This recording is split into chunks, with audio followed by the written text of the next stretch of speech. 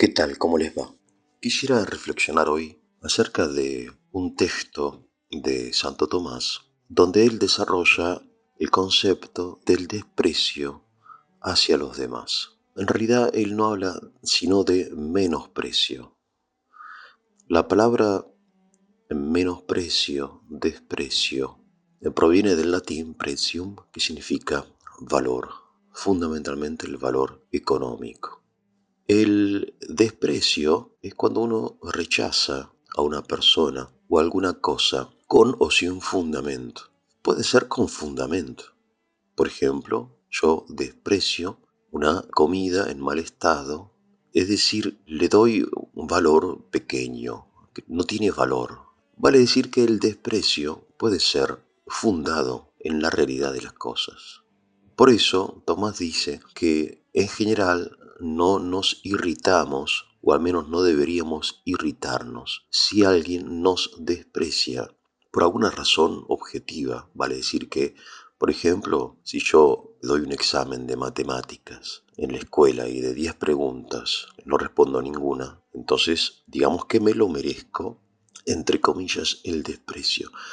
Obviamente no se trata aquí de un desprecio hacia mi dignidad como persona. Si no hablamos aquí del desprecio absoluto, sino de pequeños, quizás cotidianas formas de desprecio, ¿no? El desprecio entonces tiene que ver con la justicia. Para Tomás, esto es muy importante. No es solamente una reacción emocional, un afecto, una pasión, sino proviene de algo más profundo, de la comprensión de la verdad y de la justicia, ¿no? Por eso, repito, él dice, mire, cuando nos desprecian con justicia, generalmente no nos irritamos.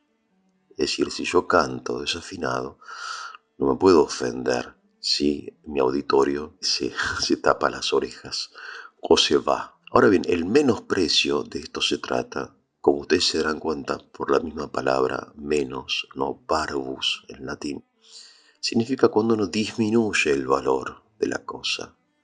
Y esto sí es grave. Es decir, cuando algo valioso es considerado de poco valor. Y esto obviamente nos ofende. Tomás aún más dice, siguiendo Aristóteles, esto es lo único que nos ofende, el menosprecio, es lo único. Es muy interesante la forma en que él profundiza el tema mediante el uso de palabras que nosotros no usamos generalmente. Él habla de contumelia, de desdén, ¿no? De oposición en un sentido muy preciso, que son palabras que están ahí en el diccionario, pero que hemos dejado de usar.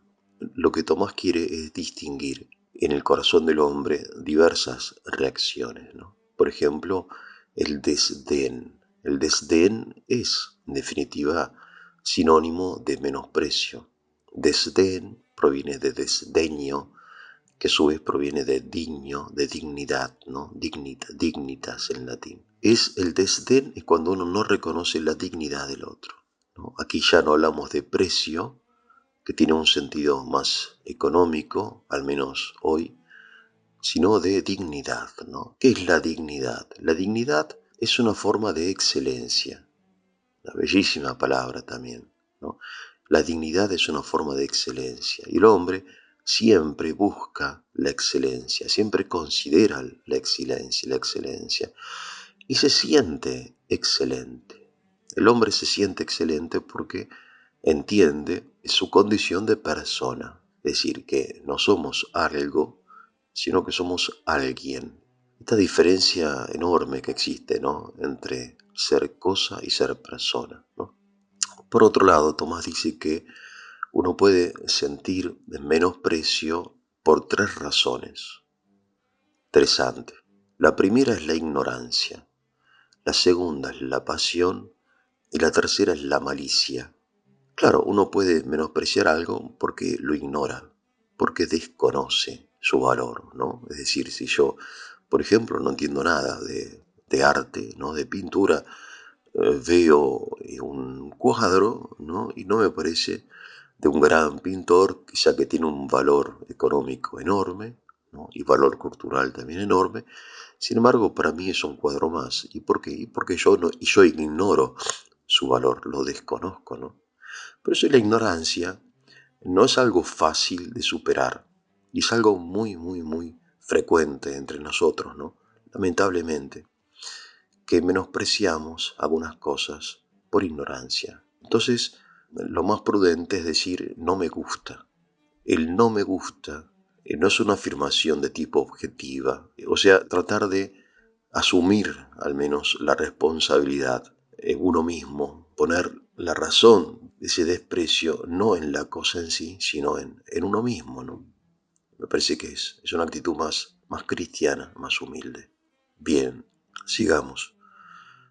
Recuerdo en este sentido un relato de un gran escritor ruso, Leskov, que escribió muchos libros, un autor muy fecundo y con un estilo muy vivo, muy popular, muy cercano a la gente. Y él cuenta en una de sus historias, en una aldea rusa o ucraniana, de dos niños, y no recuerdo cómo se llamaban, ¿no? Por eso vamos a llamarlo David y Vladimir, ¿no? David era judío, Vladimir cristiano. Siendo niños, juegan juntos, pero ese juego se transforma, se va convirtiendo en algo más profundo, ¿no? En una amistad. Y de amigos se convirtieron en confidentes, ¿no? En el mejor amigo el uno del otro, ¿no? Sucede que llega la edad escolar, David va a la escuela, ¿no? Empieza a estudiar, en aquella época se estudiaba junto a la sinagoga, una escuela, digamos, judía, donde aprendían a escribir, a leer, usando los textos sagrados, etcétera. Y Vladimir hace lo suyo, va a la escuela parroquial, regentada, obviamente, por un cura, y aprenden también la gramática, etcétera, ¿no? Durante unos meses ellos viven internados en la ciudad. Cuando vuelven al pueblo, en verano, ya no son amigos. ¿Y por qué? Y porque a David le dijeron que los cristianos adoran a un hombre, que no adoran a Dios, que son antropófagos, que comen la carne de un hombre, ¿no? La Eucaristía, y que esto y aquello y que son paganos, ¿no? Y Vladimir aprendió en la escuela parroquial que los judíos rechazaron al verdadero Mesías y que adoran al oro y que solo les interesa el progreso económico y que si te das vuelta te clavan un cuchillo en la espalda, etcétera, ¿no? En fin, entonces lo que Leskov quiere mostrar aquí es cómo la educación arruina a la gente, en el sentido de que la educación, en lugar de fortalecer el sentimiento natural de los hombres hacia la amistad, hacia la unión, los divide artificialmente, no porque no sea correcto confesar una determinada fe, sino porque la fe debe tener como misión reforzar la humanidad de las personas, no deshumanizarlas.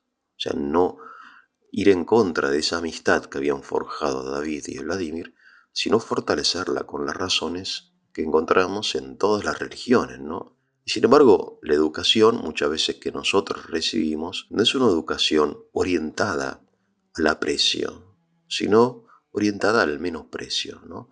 A partir también de la ignorancia de la otra tradición, ¿no? O sea, nosotros creemos que solamente nuestra tradición es digna de respeto y no nos preocupamos quizá de conocer y respetar otras tradiciones, ¿no? Recuerdo estando en Rusia, donde viví muchos años, como en los años 90 y los años 2000 también, la primera década, se burlaban en los medios de comunicación de los ucranianos. Era muy habitual la burla en contra de la nación ucraniana, del pueblo ucraniano, de la cultura ucraniana, del carácter ucraniano, de las costumbres ucranianas, etc. Eso obviamente fue preparatorio para esta guerra, porque ese desprecio, ese menosprecio, obviamente es una tierra fértil donde después crece la agresión y la violencia.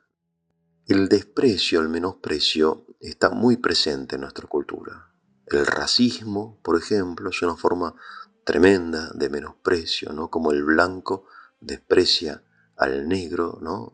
Y hasta no hace mucho tiempo en los Estados Unidos el negro no podía ir al baño que usaban los blancos o no podía sentarse en el colectivo junto a un blanco, ¿no? Eso lo llaman discriminación, pero es una forma política de disimular el menosprecio, ¿no? Terrible, ¿no? Terrible. El menosprecio, el racismo, ¿no? El menosprecio a causa de la religión, ¿no? como la educación de David y de Vladimir, ¿no? Esa educación no orientada al aprecio, sino al menosprecio, ¿no? Al sectarismo, que es muy dañina. Bien, entonces lo opuesto al menosprecio es esto del aprecio. El aprecio vale decir el reconocimiento de la aprobación y el fomentar el talento del otro. La humanidad está llena de talentos, pero esos son talentos que tenemos la obligación de reconocerlos, alegrarnos y fomentarlos. O sea, la única forma de oponernos al menosprecio es, repito, reconocer los talentos allí donde están, ¿no? No inventarlos, sino reconocerlos. Después, alegrarnos por ellos, aprobarlos, festejarlos, alabarlos y después fomentarlos de alguna manera, ¿no? Al menos esa debe ser la actitud general, la actitud natural entre los hombres, ¿no? Lo que sucede es que estos talentos, que son enormes, son distintos. Y no tenemos que confundirnos por el hecho de que no todos los hombres tengan exactamente los mismos talentos, porque son distintos por una razón, porque son complementarios. Es decir, la humanidad no puede estar formada solamente por científicos, ni por artistas, ni por místicos, ni por economistas, de modo que los talentos están distribuidos en una forma que solamente Dios conoce entre nosotros. Cada uno posee sus propios talentos y, y se complementan como órganos de un cuerpo con los otros talentos, ¿no? En fin. Entonces, esto de los talentos es de enorme importancia. Fíjense ustedes que la educación nuestra no está orientada tanto al desarrollo de los talentos, sino al examen del conocimiento que tienen los niños, ¿no? Cuando en realidad lo propio, o sea, lo más razonable sería el desarrollar los talentos que cada uno tiene, ¿no? Que uno puede tener talentos en ciencias naturales, otro en ciencias matemáticas, otro en literatura, ¿no? En fin. Pero esto no se hace, al menos en mi época no se hacía, y es una pena. Bueno, son temas que me parece a mí tienen enorme importancia y mucha profundidad. Espero que sean de su utilidad. Con esto me despido. Que tengan un muy, pero muy buen día.